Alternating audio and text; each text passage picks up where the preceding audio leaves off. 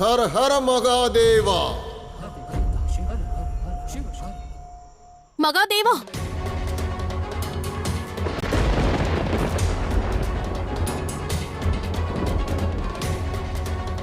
மகாதேவா எங்க சென்றீர்கள்? மகாதேவர் அங்கு கஜாசுரனுடன் தான் இருந்தார்.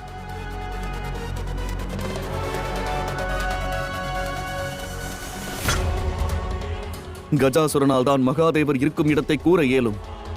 நாம் உடனே சென்று அவனிடமே கேட்போம்.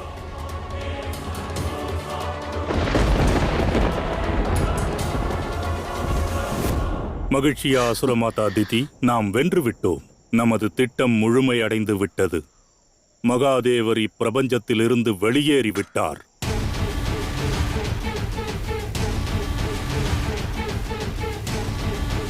இனி நாம் துரித கதியில் சென்று புதிய அசுர நாயகனை கண்டறிந்து அசுர சாம்ராஜ்யத்திற்கு புதிய துவக்கத்தை தர வேண்டும். அப்பொழுதுதான் நம் அடையாளம் உலகத்திலும் கொடிகட்டி பறக்கும். அசுர குலத்தை அழிப்பதற்கு இனி எவரும் இல்லை. அற்புதம் அசுரகுரு, அதிக அற்புதம்.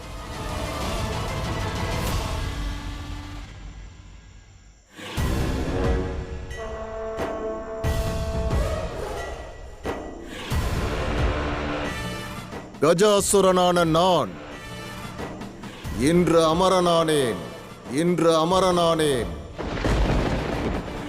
இனி காலம் உள்ளவரை மகாதேவரின் நாமத்தை மட்டுமே துதி பாடுவேன்.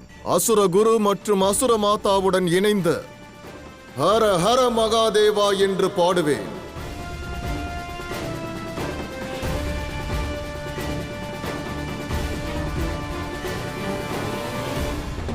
அங்கேயே நில் கஜாசுரா.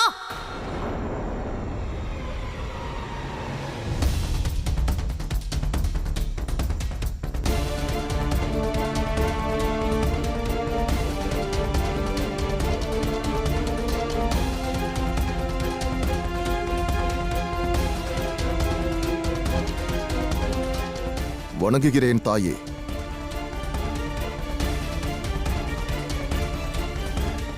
கஜாசுரா, மகாதேவர் எங்கிருக்கிறார்?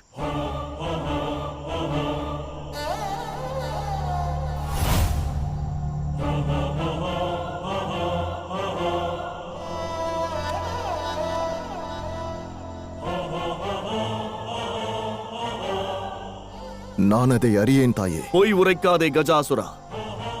மகாதேவர் உன்னுடன் தான் இங்கிருந்தார். நீ இறந்திருக்க வேண்டும், ஆனால் உயிருடன் இருக்கிறாய். மகாதேவரை காணவில்லை. உண்மையை கூற, மகாதேவர் எங்கிருக்கிறார்? உண்மையைத்தான் கூறுகிறேன். அது பற்றி எனக்கு தெரியாது.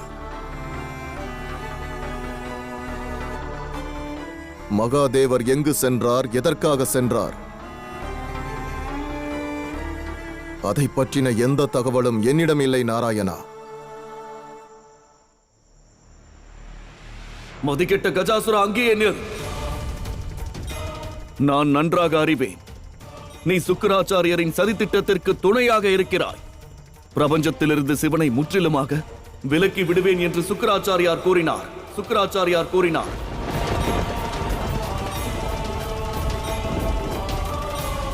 உண்மையை கூறு கஜாசுரா. மகாதேவர் எங்கிருக்கிறார்? மகாதேவர் என்றே நொடிப்பொழுதில் இந்த பிரபஞ்சம் சமநிலையை இழந்துவிடும். அதன் பிறகு பேரழிவு மட்டுமே நேரும்.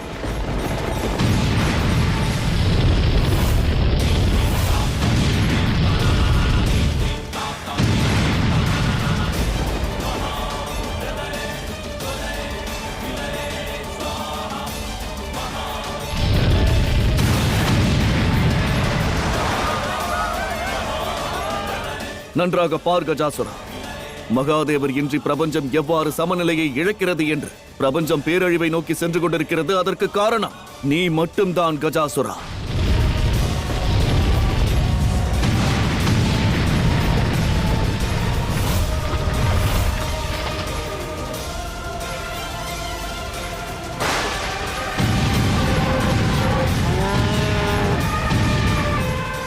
மகாதேவரின்றி இப்பிரபஞ்சத்தை பரிபாலிப்பது மிகவும் கடினமாகும்.